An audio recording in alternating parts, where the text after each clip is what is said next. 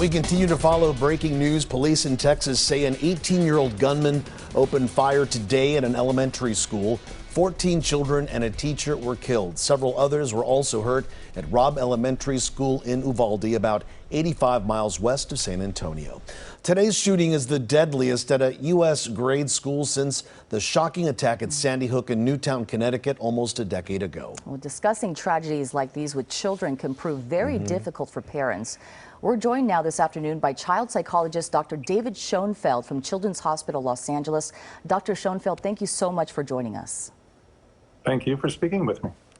Well, doctor, how do you even begin to explain a tragedy like this to children? Unfortunately, it's not the first time we're saying school's supposed to be that safe place.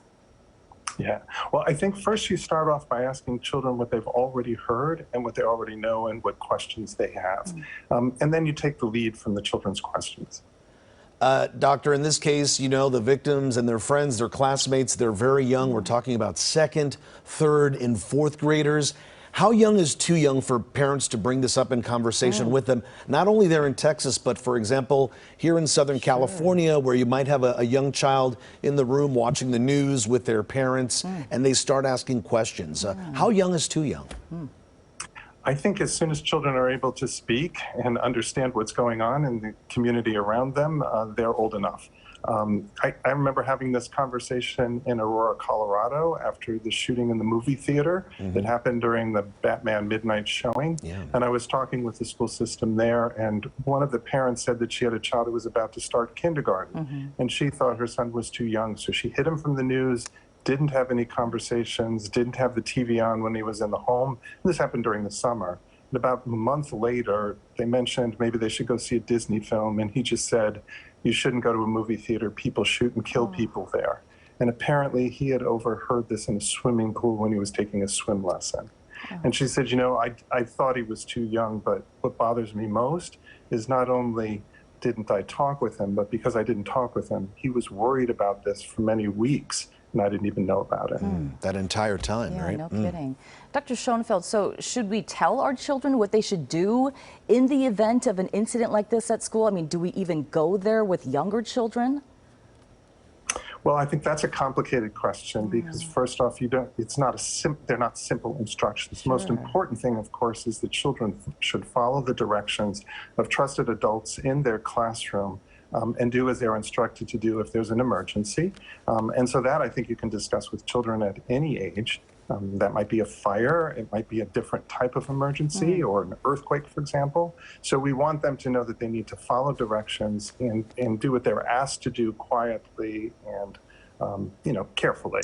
In terms of them really practicing for an active shooter and how we do that, most of it, I think, is particularly for younger children, should be, kind of calm, cautious movement of children, turning off the lights, sitting in a particular part of the classroom and being quiet.